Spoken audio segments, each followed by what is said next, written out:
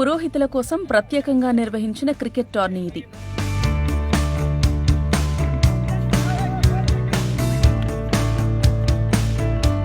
గత 15 సంవత్సరాల నుండి రాష్ట్ర స్థాయిలో పురోహిత క్రికెట్ టోర్నమెంట్ నిర్వహించడం జరుగుతోంది.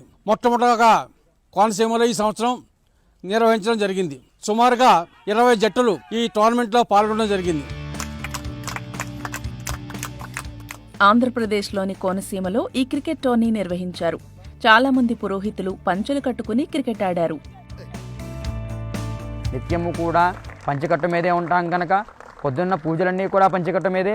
మధ్యాహ్నం నుంచి క్రికెట్ అనేటువంటిది కూడా కాస్త ఆట విడుపు కోసం ఇదే పంచకట్టులో ఆడడం అనేటువంటిది కూడా ఆధ్యాత్మికంగా శారీరకంగా కూడా బాగుండడం అనేటువంటిది మానసిక ఉల్లాసం కోసం ఈ పంచకట్టుకుని క్రికెట్ ఆడడం వల్ల మాకు కూడా మానసిక ఉల్లాసం జరుగుతుందని చెప్పి ఇంత వైభవంగా ఈ కార్యక్రమం జరుగుతుంటే చూడడానికి అద్భుతంగా స్పందన వచ్చింది.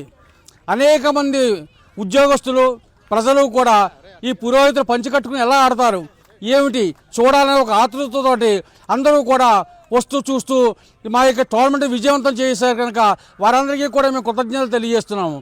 ఇంచుగా సుమారుగా 300 మంది క్రీడాకారులు, పురోహితులు, అర్చకులు అందరూ కూడా ఈ కార్యక్రమంలో పాల్గొని ఈ టోర్నమెంట్ విజయవంతం చేశారు.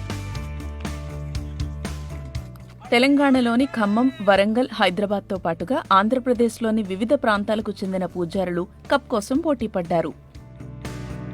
వాళ్ళకు కూడా ఆట విడుపు ఉండాలని, వాళ్ళలో కూడా కొంచెం చైతన్యం రావాలని, వాళ్ళలో కొంచెం స్ఫూర్తి నింపాలనే ఉద్దేశంతో ఈ పురోహిత క్రికెట్ టోర్నమెంట్ నిర్వహించడం జరుగుతోంది. ఫైనల్స్లో కాకినాడ, కొవ్వూరు జట్లు తలపడ్డాయి. కాకినాడ జట్టు కప్ గెలుచుకుంది. ఫైనల్స్లో మాత్రం పురోహితులు జెర్సీలు ధరించి ఆడారు.